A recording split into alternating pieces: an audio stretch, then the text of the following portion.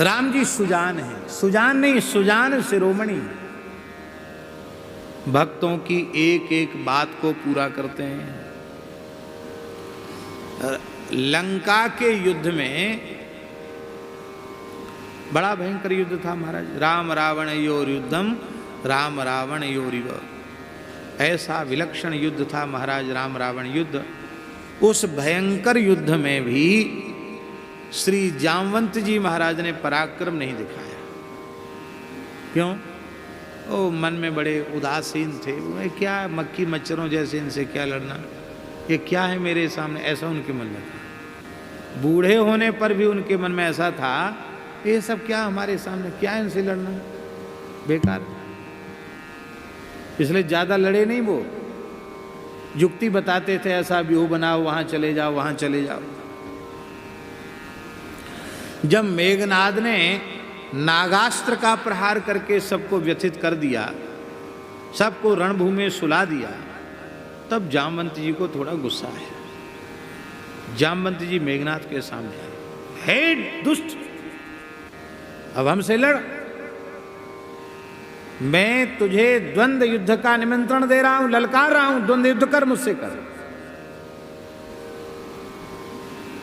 मेघनाद बहुत जोर से हंसा, ठहाका लगाकर हंसा और बोला कि अरे बुढ़े, मरने क्यों चला है? मैंने तो तेरे ऊपर प्रहार ही इसलिए नहीं कहा कि बड़ा बूढ़ा है, जाने दो इसको। जामवंत जी सब कुछ सहन कर सकते थे, पर उन्हें कोई बूढ़ा कह दे ये उनको बहुत खराब लगता था। वो सहन नहीं करते थे बूढ़ा। बूढ़े काय बात में हम बूढ़े। जामवंत जी ने कहा, मैं कैसा बूढ़ा हूं वही तुझे मजा चखाता हूं। प्रचंड युद्ध किया। समझ गया मेघनाद कि ये तो दिव्य महापुरुष है, इसमें अथाह बल है, इसके बल की कोई सीमा नहीं है। तो 8 घंटा समन्विता एक अमोघ शक्ति आमंत्रित करके उसने चलाई। अब ये तो साक्षात ब्रह्मा जी के स्वरूप हैं, इनके ऊपर कहाँ प्रभाव होने वाला है। जामवंत जी महाराज ने हंसते हुए उस शक्ति को बाएं हाथ में ले लिया। उसने चलाई इनके ऊपर और झपट कर उन्होंने बीच में ही लपक कर उसको बाएं हाथ में पकड़ लिया शक्ति को, और बाएं हाथ से ही चला दिया मेघनाद के ऊपर। वो तो अमोघ थी, जिसके ऊपर चलाई उसने तो पकड़ ली, उसका तो कुछ बिगाड़ नहीं पाई। तो जिसके ऊपर छोड़ दी, उसी मेघनाद को वो छाती में जाकर के लगी, वो बेहोश हो गया। वो तो मर जाता, पर मरा क्यों नहीं? क्यों? बर प्रसाद सो मरई न मारा। लक्ष्मण जी के हाथ से मर सकता था, इसलिए नहीं मरा। जामवंत जी ने देखा मरा नहीं, कैसी शक्ति थी, चलो मरा नहीं तो कोई बात नहीं है। जामवंत जी ने उसकी टांग पकड़ी और वहीं से उठाकर फेंका, उसको सीधे रावण के सामने जाके गिरा। जब थोड़ी देर बाद उसको होश आया तो बहुत लज्जा हुई उसको, अरे राम राम, में इतनी बल की डींग हाँकता था, उस बुढ़े ने मुझे मारा नहीं, पर मारने से ज्यादा कर दिया। मेरे ऐसी बेइज्जती तो पूरे युद्ध में किसी ने नहीं की।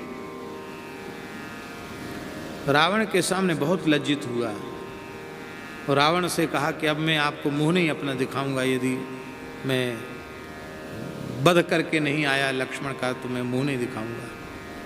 अब की बार फिर युद्ध करने गया और जामवंत जी के सामने फिर नहीं पड़ा। फिर जामवंत जी के सामने पड़ा नहीं। अरे बोले, इस बुढ़े को तो हम समझते बुढ़ा है तो भारी खतरनाक है, बहुत शक्तिशाली है। तो पूरा राम रावण युद्ध में सबसे पराक्रमी यदि कोई वीर है तो मेघनाद है। लंका का सबसे पराक्रमी वीर मेघनाद है। मेघनाद की महर्षि वाल्मीकि ने बहुत प्रशंसा की। उत्तरकांड में तो इतनी प्रशंसा की है कि अरे महाराज, सबसे बड़ी बात है आपने रावण को मार दिया, कुंभकर्ण को मार दिया, बड़ी बात नहीं है। लक्ष्मण जी ने मेघनाद को मार दिया, ये बहुत बड़ी बात है। लंका में मेघनाद जैसा कोई दूसरा नहीं था। रावणिम, रावणिम कहा गया उसको। अत ईय, रावण शब्द से अपत्य अर्थ में ईय प्रत्यय होकर रावणी बनता है। रावण का अपत्य, रावण का पुत्र मेघनाद।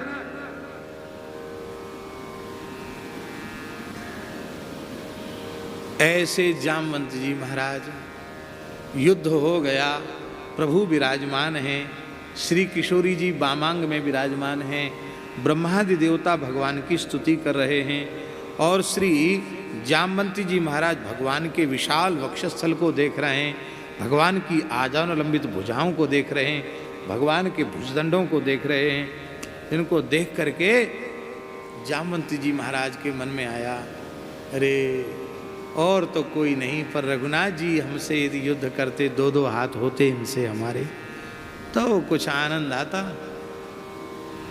ये किसके मन में भाव आया? जामवंत जी के मन में भाव आया, इनसे दो दो हाथ होते तब आनंद आता।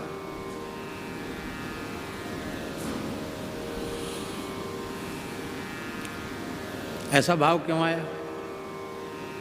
पहलवान को पहलवान से कुश्ती लड़ने की इच्छा होती है, वीर को वीर से लड़ने की इच्छा होती है, विद्वान को विद्वान के साथ शास्त्रार्थ करने की इच्छा होती, उत्साह होता शास्त्रार्थ का उसके मन में। कलाकार को कलाकारों के बीच में अपनी कला को प्रस्तुत करने का उत्साह होता है।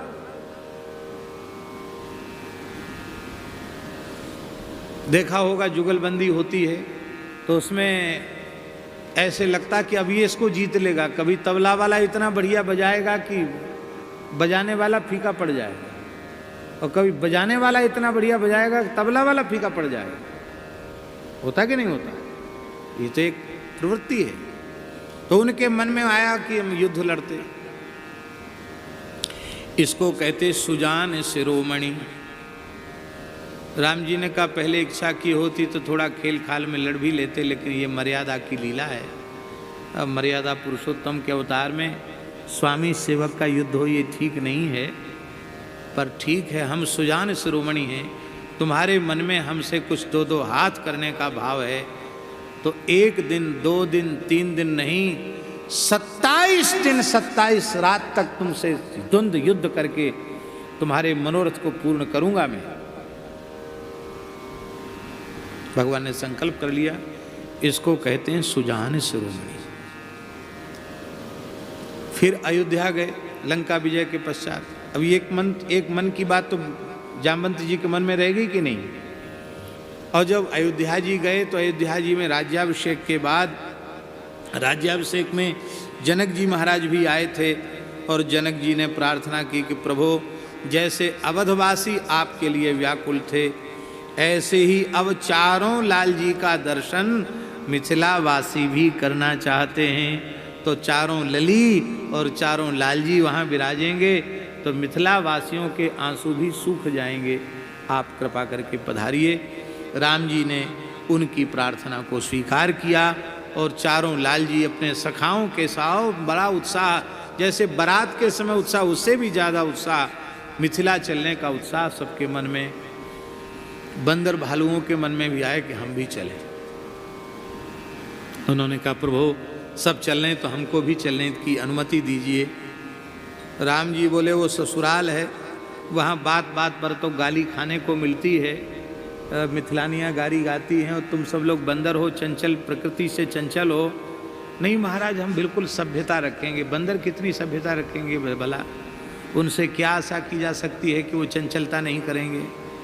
राम जी ने कहा नहीं नहीं नहीं नहीं, फिर कभी अवसर देखेंगे, विचार करेंगे, अभी नहीं। बंदर सब बेचारे बहुत उदास थे, ऐसे सब बैठे थे। तब जामवंत जी महाराज, अरे भाई तुम लोग उदास क्यों हो? कहीं महाराज सरकार ने मना कर दिया। नहीं नहीं, कैसे मना कर दिया? तुम्हारी इच्छा है तो हम चलते हैं। हमारी बात आज तक रघुनाथ जी ने टाली नहीं, आज कैसे टाल देंगे? जामवंत जी महाराज स्वयं रघुनाथ जी के महल में गए।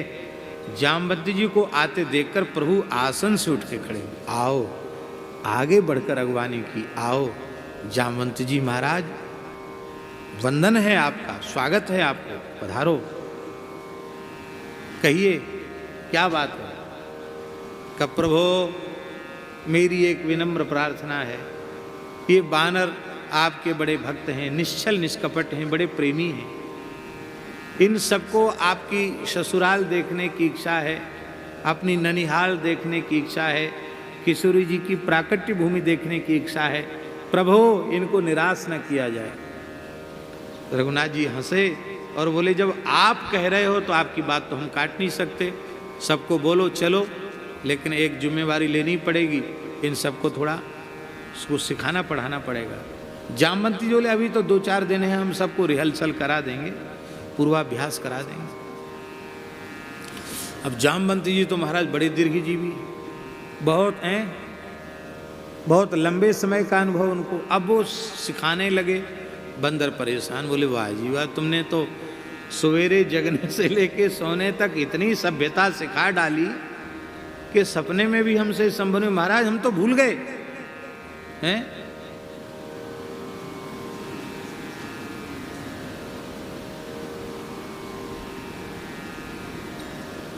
ये तुम्हारी पढ़ाई काम नहीं आई। कोई सरल सी बात बता दो। जामवंती बोले अच्छा चलो ठीक है, अब समय नहीं है ज़्यादा पढ़ाई लिखाई का, सिखाने पढ़ाने का, कोई बात नहीं है। ऐसा है कि हमारे साथ आप लोग रहना है और हम जैसा करें वैसा करना, जैसे हम चलें वैसे चलना, हम जैसे आराम से बैठते हैं ऐसे आराम से बैठ जाना, हम चंचलता नहीं करें, गंभीरता, तुम भी गंभीर रहना। हाँ ये बिल्कुल ठीक है। आप सब बंदर पहुँचे, आश्चर्य कर रहे थे मिथिलावासी कि बंदर इतने सब इतने शीलवान, वाह। बिल्कुल जामवंती जी की यदि नज़र सीधी है तो बंदरों की नज़र भी एकदम ऐसी सीधी। आश्चर्य है, इतने सभ्य तो मनुष्य भी नहीं होते जितने सभ्य बंदर हैं। धरे मनोहर मनुज शरीरा, यही मनोहर मनुष्य शरीरा है और कुछ नहीं है। उनमें भी मनुष्यता ऐसी आ गई कि मनोहर, सबके मन का हरण कर लिया उन्होंने। अब जब ज्योनार हुई, पाने के लिए बैठे, ओ विविध प्रकार के व्यंजन बने थे, क्या कहना, कौन बखान कर सकता उन व्यंजनों का। और इधर उड़ीसा, बंगाल, मिथिला, इस क्षेत्र में साग भाजी इनकी विशेषता रहती ही है। अनेक प्रकार के साग भाजी रहे।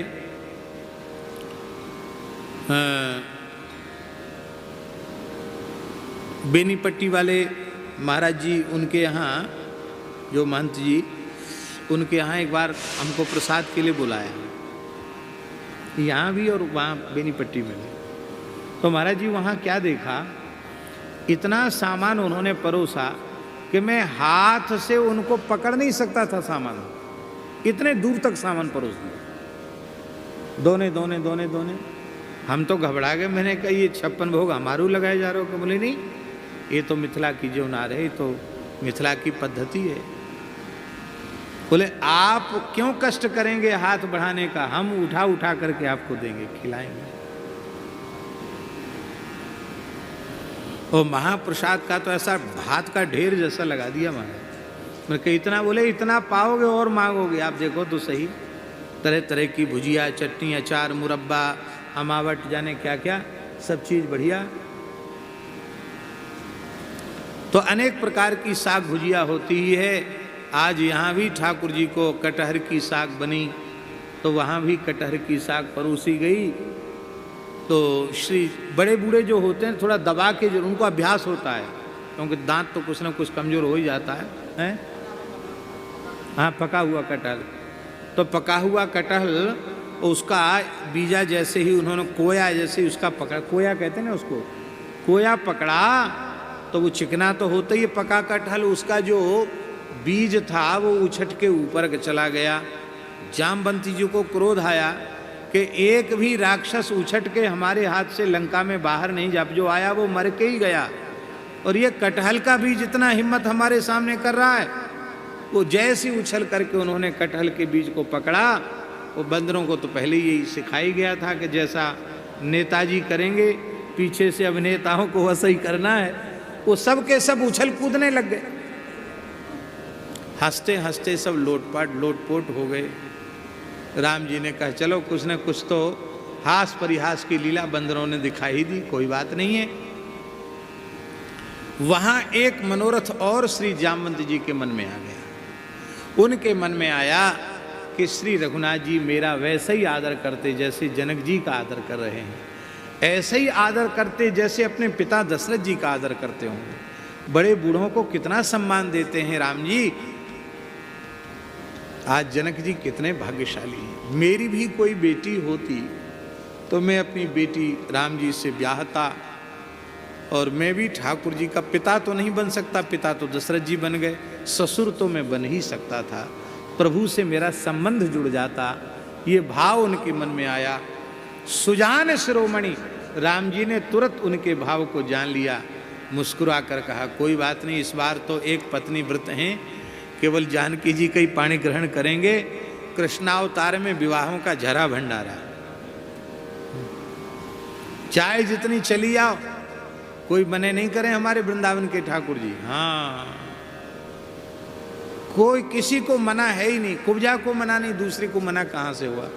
कुबड़ी को उन्होंने अपने लायक बना लिया। ऐसे हैं हमारे श्री ठाकुर जी। इन्हीं जामवंत जी की बेटी हुई जाम्बवती। और जब स्यमंतक मणि का प्रकरण आया और मणि जब जामवंत जी की गुफा में पहुंच गई और भगवान मणि का अन्वेषण करते हुए वहां पधारे, तो उस मणि को मणि से एक बालक खेल रहा था, धाय खिला रही थी, और वो धाय चिल्लाई तो जामवंती जी महाराज क्रोध पूर्वक दौड़े और भगवान से पूछा नहीं कि आपका श्रीमान जी क्या परिचय है, कुछ नहीं, सीधे ही युद्ध करने लगे। भगवान भी युद्ध करने, भगवान ने परिचय नहीं दिया। क्यों? नापृष्टः कस्यचित् ब्रूयात् न चान्यायेन पृच्छता। बिना पूछे किसी को अपना परिचय नहीं देना चाहिए। कोई पूछे तो बताओ, नहीं तो कोई बात। युद्ध का उत्तर युद्ध से ठाकुर जी ने दिया। 27 दिन 27 रात तक प्रचंड युद्ध, अखंड युद्ध, एक क्षण के लिए विश्राम नहीं। यह है सुजान शिरोमणि। लड़ना चाहते थे ना, तो लंका में तो इतना लंबा युद्ध ही नहीं हुआ। 27 दिन 27 रात तक ठाकुर जी लड़े और अंत में अपनी भगवत्ता भी दिखाई। एक घूंसा कसकर के जैसे ही जामवंत जी की छाती में जमाया, एक घूंसे में ही उनकी नस नस ढीली हो गई। तमारा आ गया, अंधकार आ गया नेत्रों के सामने। थोड़ी देर के लिए मूर्छा हो गई। तुरंत होश में आए जामवंत जी महाराज और हाथ जोड़कर बोले प्रभो मैं आपको पहचान गया। भगवान ने कहा थोड़ी देर में पहचान भाई, क्या पहचाने? बोले यस्से सदुत्कलित रोष कटाक्ष मोक्षैर वर्तमान दिवस दिशत क्षुभित नकृत मिंगलोब्धि सेतु कृतस्वयस उज्ज्वलिता च लंका रक्षसिरांसि भूपेतुरुषुक्षितानि। हे भगवान, आप वही परब्रह्म परमात्मा श्री रामचंद्र हैं जिनकी तनिक नजर टेढ़ी कर देने मात्र से, भ्रुकुटी टेढ़ी कर देने मात्र से, भौहों के टेढ़ी कर देने मात्र से समुद्र का जल खौलने लग गया था। आपके प्रचंड बाणों के प्रहार से राक्षसों के मुंड कट कट करके गिरने लगे थे। आपने रावण का अंत किया। ऐसे हे रावणांतकारी रण विजयी श्री राम, मैं आपको पहचान गया। पर भगवान बड़ी पीड़ा की बात है, मैंने आपको बहुत देर में पहचाना, आपका कोई स्वागत सत्कार नहीं किया, आपकी कोई सेवा पूजा नहीं की। भगवान ने कहा हम तो भक्त की प्रत्येक क्रिया को सेवा पूजा मान लेते हैं। 27 दिन 27 रात्रि से सेवा पूजा ही तो कर रहे थे। और क्या कर रहे थे? चाहे तुलसी से पुष्प से अर्चन करो, चाहे मुक्कार्चन करो, हमने तो इसको भी अर्चन मान लिया। अब प्रसन्न हो जाओ, हृदय से लगाया और अपने करकमल का स्पर्श कराते ही सारी पीड़ा को हर लिया और कहा हम इस समय तो यदुवंश में प्रकट हुए हैं, ये मेरा नाम है और ऐसे ऐसे हम यहाँ आए हैं। तब आपने विधि पूर्वक अपनी कन्या जाम्बवती का विवाह ठाकुर जी के साथ किया। सप्तर्षियों ने, नारद जी ने प्रकट होकर के वैदिक रीति से सारे विवाह की पद्धति संपन्न कराई। ये बात है नहीं भागवत में संक्षेप में, अन्यत्र है। विधि पूर्वक भगवान का वैदिक पद्धति से विवाह, ब्रह्मा जी उपस्थित हुए उस विवाह में, शंकर जी उपस्थित हुए हैं, देवताओं की उपस्थिति में भगवान का जाम्बवती के साथ विवाह हुआ है और गरुड़ पर बैठ करके भगवान पुनः द्वारिका पधारे। इसको कहते सुजान शिरोमणि। एक एक भक्त की अभिलाषा को जानते हैं और उसके अनुरूप ठाकुर जी लीला करते हैं। और आज भी प्रत्यक्ष रास बिहारी सरकार के रूप में ठाकुर जी साक्षात खेलते हैं। कोई प्रेमी अनुभव करके देखे, साक्षात खेलते हैं ठाकुर जी।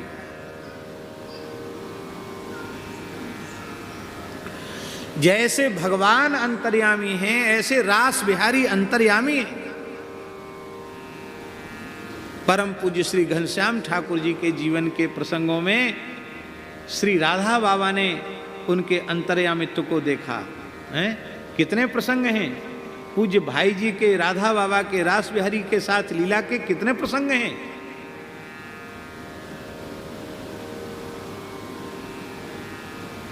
इतनी लीलाएं महाराज जी रास बिहारी की। टटिया स्थान वाले बड़े महाराज जी,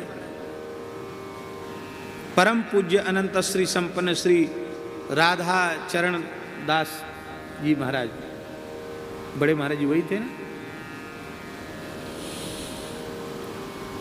एक प्रेमी भक्त संभवतः पंजाब के थे, कहाँ के थे, पति पत्नी थे, बहुत दहाड़ मार मार करके रोने लगे महाराज जी के सामने। बोले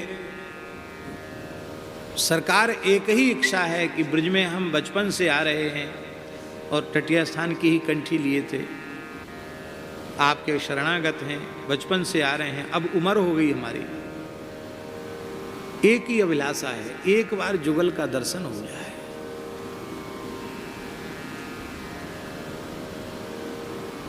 गुरुदेव आप कृपा करो। महाराज जी पता नहीं किस मस्ती में थे।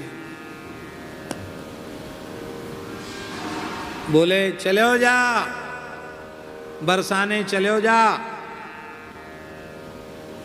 मोर कुटी पे, तो ये श्यामा श्याम के प्रत्यक्ष दर्शन होंगे। कहा ये सत्य घटना है भैया जी, शायद पहली बार सुन रहे होंगे आप।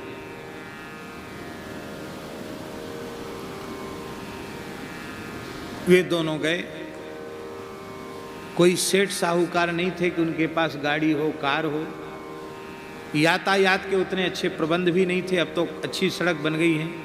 पहले हम लोग कभी बरसाने जाते तो कितनी जगह बदलना पड़ता था।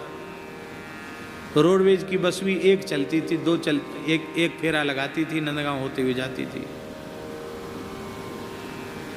यहाँ से वहाँ जाओ, फिर वहाँ से वहाँ जाओ, फिर वहाँ से वहाँ जाओ। और कहीं मेला का अवसर हो तो टेम्पू में कैसे आना पड़ता था, तांगे, टेम्पू, ये सब। वो भी एक यात्रा का आनंद तो था, वो भी एक आनंद है। तो अब उस संध्या को तो यहाँ उन्होंने कही, संध्या को सूर्यास्त के बाद अब वहाँ से चले। वो ठाकुर जी परीक्षा भी ऐसी लेते, जगह जगह उनको इतनी परेशानी हुई कि रात्रि को 10 बजे पहुँचे वो बरसाना। कितने बजे? 10 बजे। और इधर गहुवर वन में श्रृंगारी जी महाराज, निम्बार्क संप्रदाय के एक संत थे, श्रृंगारी जी महाराज थे। उस समय और भी संत वहाँ रहे, श्री राजाराम दास जी तो अब भी वहाँ विराज रहे हैं, वो भी इस घटना के साक्षी। तो गहुवर वन में महाराज जी एक चिकसोली के बालक थे, विप्र बालक थे, दोनों भाई भाई थे। एक का नाम था सीताराम जी और एक का नाम था केशव जी। तो केशव जी तो बनते थे श्री जी का स्वरूप और सीताराम जी बनते थे ठाकुर जी का स्वरूप। सीताराम जी बड़े थे, केशव जी छोटे थे। तो सीताराम जी का तो शरीर अभी नहीं है, पर केशव जी अभी भी हैं। अभी भी जब भी वो आते हैं तो हम तो उनमें श्री जी का ही दर्शन करते हैं, उनका हम उसी भाव से सम्मान करते हैं। तो महाराज जी ये चिकसौली के बालक, ब्रजवासी विप्र बालक, छोटे छोटे थे उस समय की घटना है। और इधर महाराज जी का आदेश हुआ और उधर ठाकुर जी के श्रृंगार बढ़ाने का समय आ गया, क्योंकि कोई वो रास मंडली तो थी नहीं कि लीला होनी है। वहाँ तो संत अपने भाव की रक्षा के लिए ब्रजवासी बालकों का श्रृंगार करके 2-4 महावाणी जी के पद गा लिए, कोई रसकाचार्य के पद गा लिए, आरती कर ली, ठाकुर जी को श्रृंगार भोग धरा दिया, संतों की उपासना हो गई। और चलते फिरते कोई यात्री परदेसी ने कछु भेंट विदाई दे दी, रास बिहारी के काम में आ गई। ऐसा था। मांगना याचना किसी से नहीं। तो श्रृंगारी जी ने कहा श्रृंगार बढ़ावें। ठाकुर जी श्री जी दोनों बोले नहीं, आज श्रृंगार नहीं बढ़ेगा। छोटे से ठाकुर जी क्यों? बोले आज एक प्रेमी भक्त अपने गुरु की आज्ञा से वृंदावन ते हमारे दर्शन के काजे चलो है, वाय दर्शन दे के हम श्रृंगार बढ़ावेंगे, नहीं तो श्रृंगार आज नहीं बढ़ेगा। महाराज ठाकुर जी भावावेश में, संत भी सब स्तब्ध। और 9:45 जैसे ही बजे और 10 बजे के करीब वो उधर से पहाड़ चढ़ के मोरकुटी पहुंचे और इधर से ठाकुर जी श्री जी ब्रह्मचारी जी के कुआं से दौड़ लगाई ठाकुर जी ने, मेरो भक्त आयो, मेरो भक्त आयो, मेरो भक्त आयो। और उस प्रेमी को साक्षात रास बिहारी के रूप में युगल का दर्शन हुआ। आंसुओं की भेंट चढ़ाई, और तो क्या भेंट होगी। ठाकुर जी ने शीश पे हाथ पधराया और संतों ने उस घटना को प्रत्यक्ष देखा। ठाकुर जी श्री जी को लेके आया गया और इसके बाद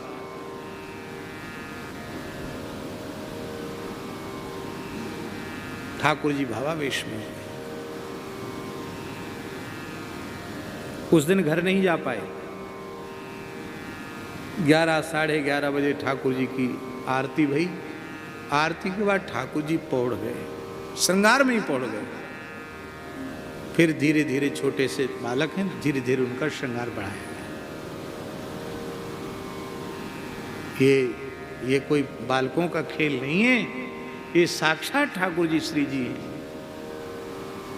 ये जो लोग बैठते हैं ये उत्तम, ये भी, इनमें भी एक से एक अच्छे महापुरुष होते हैं, पर न जाने कितने नित्य सिद्ध रसिक वृंदावन के लीला दर्शन करने आते हैं, उनको हम नहीं देखते हैं, पर ठाकुर जी श्री जी का दर्शन करके वे निहाल होते हैं और लीला दर्शन करके वो आशीष देते हैं, प्रसन्न होते हैं, आशीर्वाद देते हैं। इसीलिए लीला कभी जनता को देख के नहीं, लीला तो लीला की मर्यादा में ही होनी चाहिए।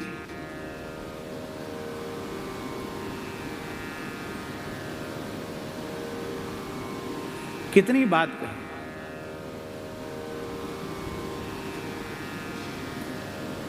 गह्वर वन में ब्रह्मचारी जी का कुआं जो रास मंडल है, वहीं नीचे वाले रास मंडल पे कथा हो रही थी। दासी कथा कह रहा था। अब वो कथा भैया जी मधुकरिया संतों की कथा थी, कोई जजमान नहीं था। मधुकरी मांगने वाले संत ही सुनने वाले थे, गाना बजाना तो था ही नहीं उस समय। 8 घंटे कथा होती थी और रोज भिक्षा से जो अन्न आता था, साग सब्जी आती थी, वही रसोई बनती थी। वो लता लता के नीचे, वृक्ष वृक्ष के नीचे संत बैठ के कथा सुनते। माइक लगाने की भी व्यवस्था नहीं थी। तो एक बरसाने में एक ब्रजवासी नयो माइक को सेट लायो, वो अपना धंधा शुरू करना चाहता था। उसने सोचा यहाँ कथा हो रही है, बोले महाराज हम माइक लगा दें। बोले हम लोगों पे पैसा नहीं है। बोले पैसा नहीं है, कोई बात नहीं, हमारा माइक का उद्घाटन हो जाएगा, बाबा की कथा हो जाएगी, हमारा उद्घाटन, हमें 1 पैसा नहीं चाहिए बाबा, हमारा मुफ्त में माइक लग गया। ठाकुर जी कैसी व्यवस्था करते हैं। बड़ी अद्भुत कथा हुई, बहुत सुख मिला। जिस दिन कथा की पूर्णाहुति थी उस दिन एक श्री जी थी, स्वरूप सरकार, छोटी श्री जी।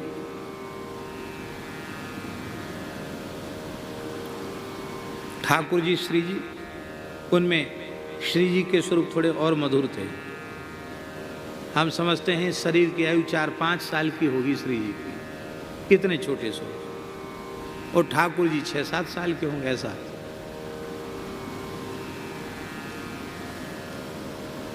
अब इधर तो कथा चल रही, नवयोगीश्वर संवाद का प्रकरण चल रहा, और श्री जी क्या कह रही है?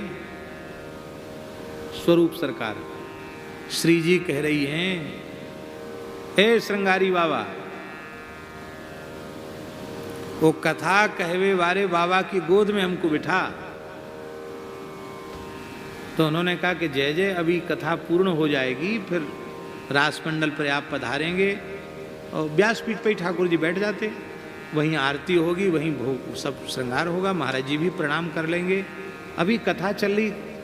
अच्छो, तू हमारी बात नहीं माने, कथा वाले बाबा की गोद में हमको बैठा। अब इतनी मचल गई श्री जी कि वो श्रृंगार बिगाड़ने लगी, लौट गई भूमि पर, रोने लगी। अब संत तो बड़े भावुक होते हैं, श्रृंगारी जी आए, बड़े प्रेम करते थे हमसे वो महात्मा, हाथ जोड़कर बोले, महाराज जी श्री जी मचल रही हैं गोद में बैठने के लिए। अरे मैंने कहा श्री जी मचल रही हैं तो हमारा सौभाग्य। बोले फिर कथा में की कोई बात नहीं, कथा जैसे होगी वैसे होगी। आ करके गोद में बिठा दिया श्री जी।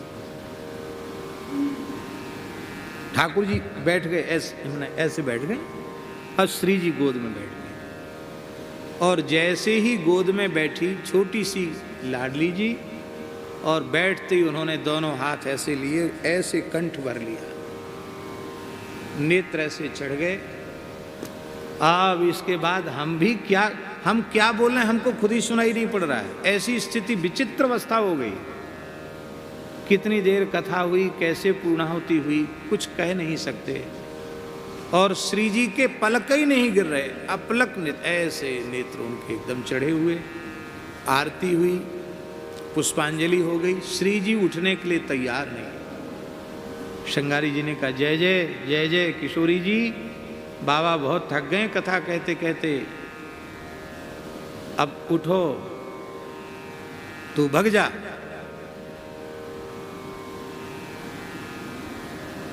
हमसे बोली, बाबा हमें यहाँ कंधे पे चढ़ा लो। अब छोटी सी थी इसलिए कंधे पे मैं चढ़ा लिया, तो ऐसे ऐसे सिर पकड़ लिया मेरा। अच्छा, ठाकुर जी पैदल पैदल चल रहे हैं और श्री जी कंधे पे। बोले, मोए गहोर बन घुमाला। उनके ठीक है। तो महात्मा बोले कि बहुत थके हुए हैं, अब हो गई लीला, अब रहने दो, है गई लीला, है गई, तू चले हो जा।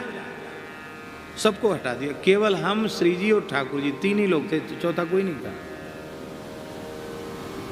तो बोली दानगढ़ की ओर ले चलो। दानगढ़ की ओर जैसे लेके गए तो ऐसे कहती हैं, बाबा तू बहुत अच्छी कथा बाँचे। तो मैंने कहा कि आपको अच्छी लगी? अरे बाबा मैं तो बहुत प्रसन्न हूँ, तेरे ऊपर विशेष प्रसन्न हूँ। अच्छा, और जाने क्या क्या बात करती रही, ऐसे ही और भी कई बातचीत हुई। और घूम फिर के जब आए, फिर दानगढ़ से बोली मोरकुटी ले चलो। तो वहाँ पहाड़ मोरकुटी, और वहाँ से फिर उतार करके ब्रह्मचारी जी का कुआं, आधा घंटा अनुमान है हमारा, शायद आधा घंटा लग गया होगा। इतना तक श्री जी ने खेल किया। फिर उनको लेके आए, और जैसे ही आरती हुई कि अकस्मात एक झटका सा आया, ऐसे श्री जी चित्त हो गई, श्रृंगार में ही चित्त हो गई। संतों ने कहा कि आज साक्षात श्री जी लीला करने पधारी थी।